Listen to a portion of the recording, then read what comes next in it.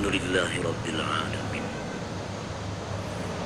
Alhamdulillahi Rabbil Alamin artinya segala puji, puja bagi Allah Rabbil Alamin.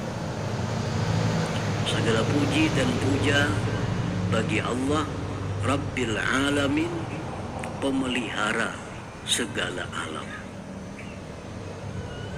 Alamin itu adalah jamak daripada alam. Kalau alam artinya satu alam, kalau alamin artinya adalah segala alam. Alam banyak. Dari sekian banyak alam itu, Allah sendiri yang Rabb. Rabb artinya murabbi, yang memelihara, yang merawat, yang menjaga. Alamin, seluruh alam. Ada alam tumbuhan, ada alam hewan, ada alam jin, ada alam malaikat, ada alam manusia, ada macam-macam alam. Semua alam dipelihara, dirawat, diharamu oleh Allah Subhanahu wa Ta'ala. Hadirin hadirat yang dimuliakan Allah. Di antara sekian banyak alam, ada alam manusia. Dan manusia ini sendiri mempunyai berbagai macam alam. Itulah perbedaan manusia daripada makhluk yang lain. Manusia banyak punya alam. Yang pertama disebut dengan alamul arwah. Alam arwah. Alam di mana di situ berkumpul seluruh roh-roh manusia sebelum dimasukkan ke dalam tubuh. Ada alam yang namanya alam arwah. Di alam arwah ini kumpulan roh manusia. Di situ kita sudah berjanji dengan Allah. Cuma kita kan ingat. Tapi diingatkan oleh Allah bahwa roh manusia pernah berjanji denganku. Apa janjinya? Amanna billah. Kami beriman kepada Allah. Kami beriman kepada Allah. Dan kami taat patuh kepada Allah. Itu janji kita dulu di alam roh kita sudah berjanji dengan Allah. Makanya kita disuruh membaca Sayyidul Istighfar. Karena dalam Sayyidul Istighfar itu ada mengingatkan kita bahwa kita pernah berjanji beriman bertakwa kepada Allah. Allahumma anta rabbi la ilaha illa anta khalaqtani wa ana 'abduka.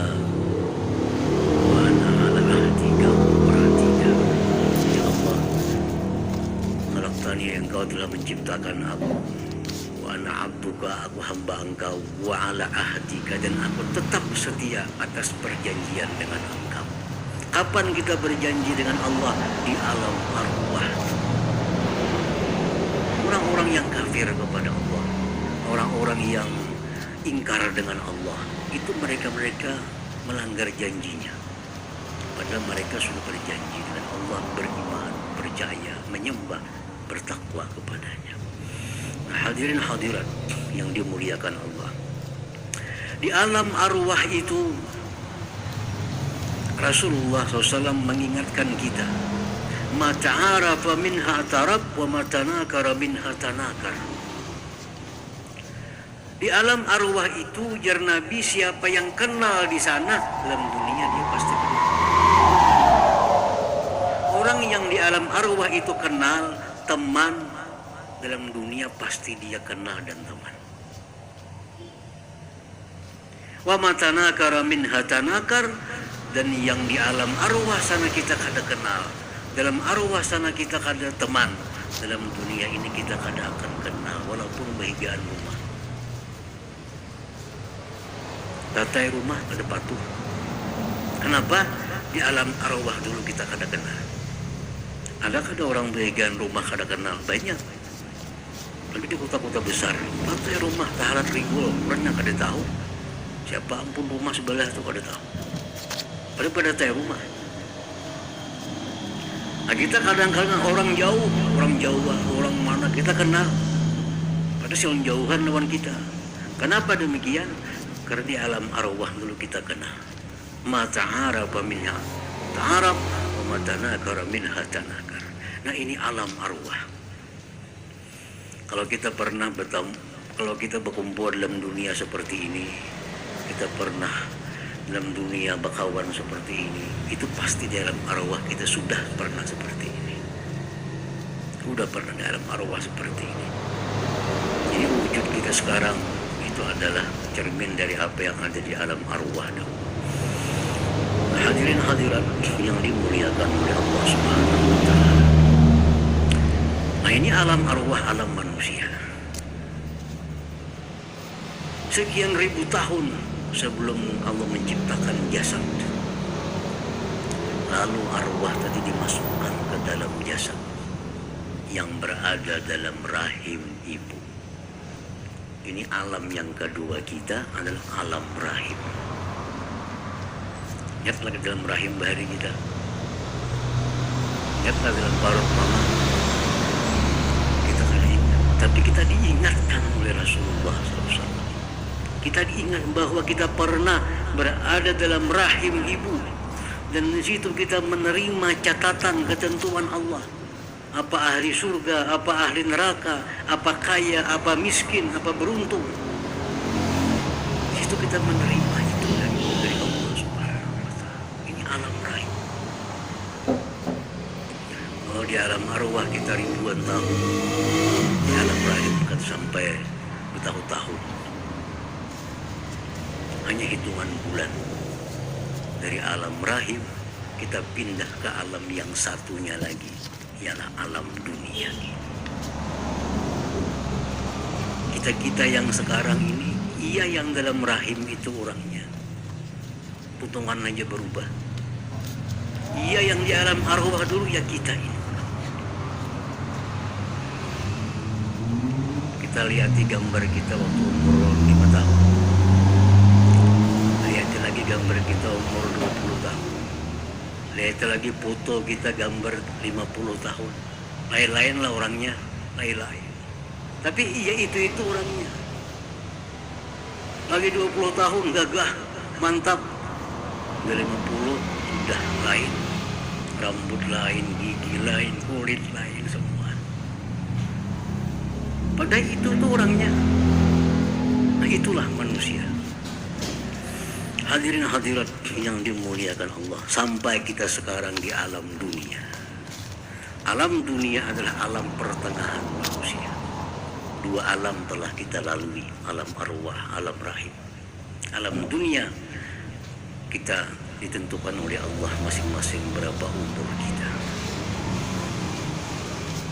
Nah, setelah alam dunia yang disebut alam taklif, alam di mana kita menerima perintah-perintah Allah yang mesti kita laksanakan.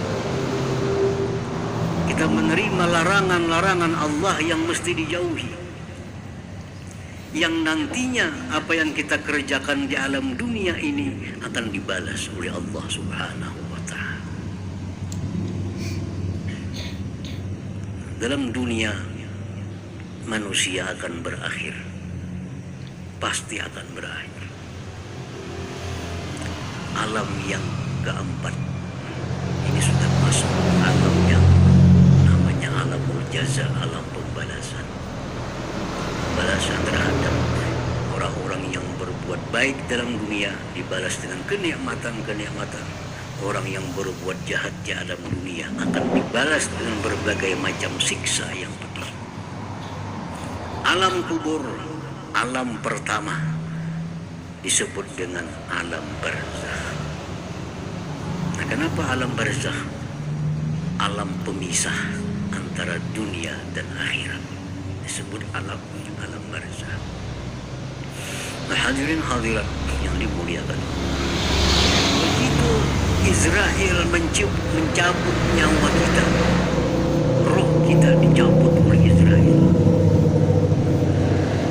Roh ini jika baik, jika tak taat kepada Allah semasa dalam dunia, dia akan naik menghadap Allah Subhanahu wa Ta'ala. Allah tulis, Allah perintahkan tulis namanya di satu tempat yang namanya Illiyin. Illiyin di tempat kumpulan nama-nama roh yang baik yang taat kepada di atas sana. Apabila roh yang dicabut ini roh yang banyak dosa, roh yang senantiasa tidak taat kepada Allah, begitu dicabut, dibawa naik, ditolak oleh Allah Subhanahu wa Ta'ala. Tulis namanya di tempat yang namanya Sijil, di dasar bumi paling bawah. Ditulislah namanya di sana. Roh tadi kemana? Roh akan kembali ke jasad kita di alam kubur. Dikembalikan lagi roh tadi. Jadi kita di rumah nih sibuk menghambari pura-pura. Ini meninggal, kita sibuk menggerakkan lampu kubur, kita sibuk mengapani segala macam. Rohnya ini terbang. Bisa terbang ke atas menghadap Allah jika roh ini baik. Bisa masuk buah bumi jika roh ini roh jahat. Setelah selesai kita disalatkan, dikapan segala macam, masuk ke dalam kubur, maka roh dikembalikan ke dalam tubuh yang ada dalam kubur itu. Dikembalikan. Untuk apa dikembalikan? Untuk menghadapi ujian pertama, di mana di situ Allah akan menguji seorang hamba ini dengan mengirim malaikat Munkar dan Nakir. Roh sudah berada dalam tubuh. Di situ Munkar Nakir diperintah oleh Allah untuk menguji keimanan seorang hamba ini. Akan ditanya, apa pertanyaannya? Minimal 3, bisa-bisa lebih. Pertama yang ditanya, Marrabbuka, siapa Tuhan engkau? Siapa Tuhan engkau? Wa madinuka, apa agama engkau? Wa man nabiyuka, siapa nabi engkau? Siapa nabi engkau? Nah, ini pertanyaan 3, pertanyaan umum. Bila kata kakaruban, bisa ada pertanyaan ekstra kena. Bila pinang gugup, nang 3 ini menjawab, ditambahi ulang lagi pertanyaan pula. Waman ikhwanuka, siapa kawan-kawan engkau? Wama kiblatuka, siapa apa kiblat engkau? Bila yang 3 ini tegas menjawab, 3 ini lancar.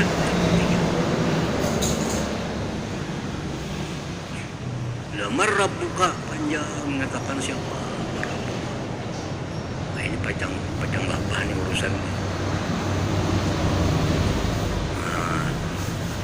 3 itu utama. Orang-orang yang beriman kepada Allah, dia pasti dengan tegas menjawab, Allahu Rabbi, Allahu Rabbi. Wa madinuka, apa agama engkau? Al-Islamu dini, Islam agama. Islam agama. Wa Muhammad Nabi, dan Muhammad adalah Nabi. Kalau ini lancar, ini bagus, cukup 3. Nah, para ulama mengatakan untuk menjawab pertanyaan Munkar Nakir ini kada mudah. Karena kita berada di tempat yang baru. Di tempat yang baru berjumpa dengan orang yang kada pernah kita bayangkan bagaimana yang menanya ini. Jadi menghafal, saya bisa kada ingat lagi hafalan. Hilang hafalan semua. Nah, jadi ujar para ulama sesuai hadis Nabi, rancak-rancak di dalam dunia membaca raditu billahi rabba wa bil islami dina bi Muhammadin nabiyya, bisukan kamarian baca itu. Raditu billahi rabba wa bil islami dina wa bi Muhammadin nabiyya, aku ridha Allah sebagai Tuhanku, Islam agamaku, Muhammad nabiku. Orang yang mengamalkan pagi sore baca itu, dia akan mudah menjawab pertanyaan Munkar Nakir itu. Nah, hadirin hadirat yang dimuliakan Allah Subhanahu wa taala. Setelah selesai ditanya, roh ini diambil lagi oleh Allah Subhanahu wa taala. Diambil lagi. Kemana roh ini? Pendapat sebagian para ulama, karena ini banyak khilafnya para ulama. Pendapat yang mengatakan bahwa roh-roh orang yang baik, roh-roh orang yang bisa menjawab munkar nakir, roh-roh ini dikumpulkan semuanya di sumur Zam-Zam.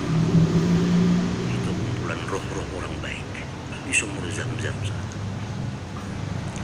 Sedangkan roh-roh yang jahat, roh-roh yang tidak bisa menjawab pertanyaan munkar nakir, dikumpulkan di sumur Barhut, andaknya di negeri Yaman.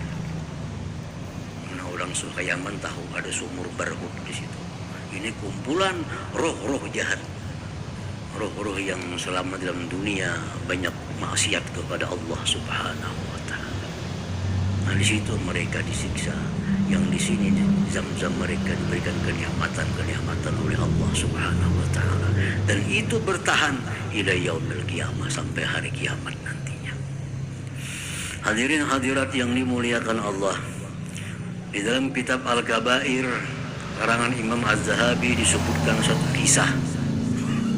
Orang kaya raya, banyak bisi emas, banyak bisi duit, berangkat haji. Banyak bawa duit, bawa emas. Sampai di Mekah, pada tanggal wukuf di Arafah, ngalih duit banyak. Orang beihram tuh kada bakantong lo bajunya, kayak bambu duit, selindang war.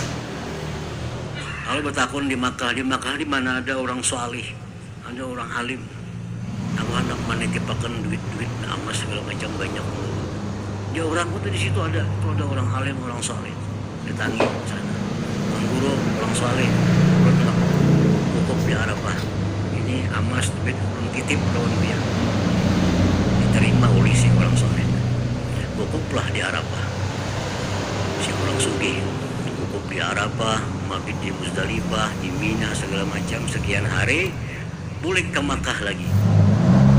Boleh ke Makkah, cari tuh yang saleh tadi, ambil duit, cari sana. Biar orang meninggal, orang salehnya meninggal dulu.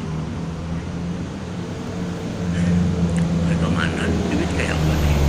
Emas berdetip tuh, tapi ini sih pada tahu sih kan pada ketiban. Tapi mereka pada tahu mana duit. Nah ini.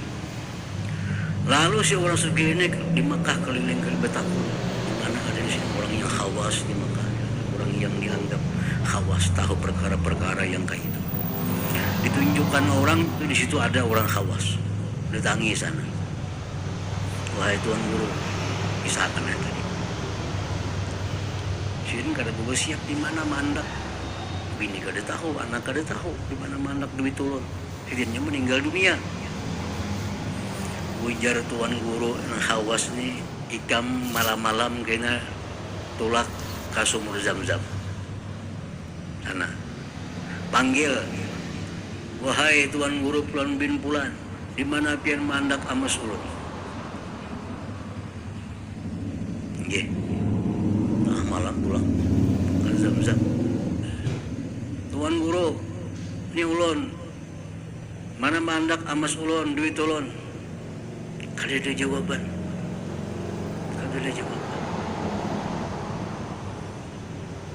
Esok siang datangi pulang tuan guru, wahai tuan guru, sudah ulun malam tadi ke sumur Zam-Zam, kada ada jawaban sidin.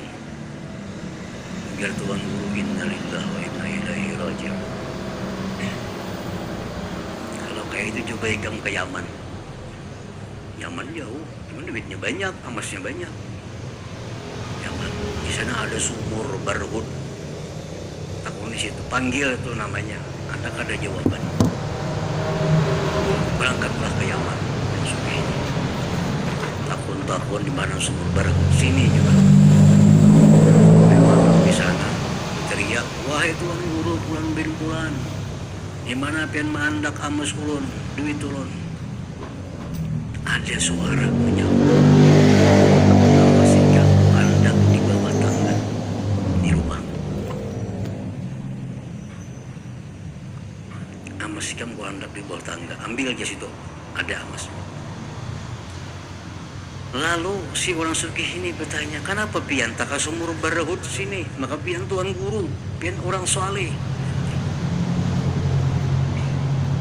Ujar si tuan guru tidak menjawab, aku memang ahli ibadah, aku memang ahli ilmu, tapi karena aku semasa hidup, aku kada memperhatikan dangsanaku perempuan yang hidupnya susah. Sehingga rohku dimasukkan ke sumur barahut sini, digolongkan dengan orang-orang yang jahat, yang ingkar kepada Allah Subhanahu wa ta'ala. Itu kan guru ahli ibadah, tapi karena hidupnya ini kada tahu menahu lawan keluarga, kada tahu dang sanak kesusahan, dang sanak susah, dang sanak garing, kada peduli. Walaupun tuan guru, walaupun ahli ibadah, rohnya dikirim Allah ke sumur barahut sana, dikumpulkan orang-orang yang jahat. Nah inilah pendapat para ulama bahwa setelah roh ditanya dikubur, selesai urusan dikubur, kalau baik itu dikumpulkan di sumur Zam-Zam. Kalau roh ini jahat, dikumpulkan di sumur Yaman. Nah hadirin hadirat yang dimuliakan Allah, alam kubur yang disabdakan oleh Rasulullah, fa inna jamin fa ma ba'da aisar. Jika dikubur ini selamat seseorang, yang sesudahnya lebih mudah urusan. Hina mahsyar, timbangan, hisab lebih mudah kalau dalam kubur ini selamat.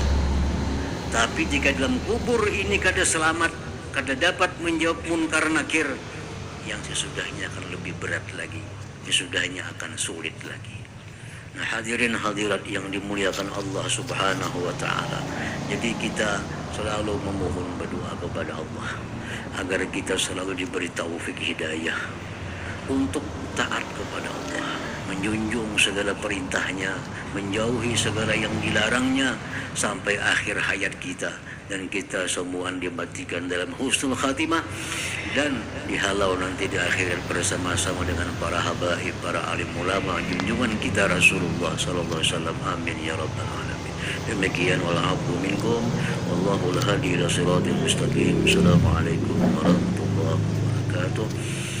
Bismillahirrahmanirrahim.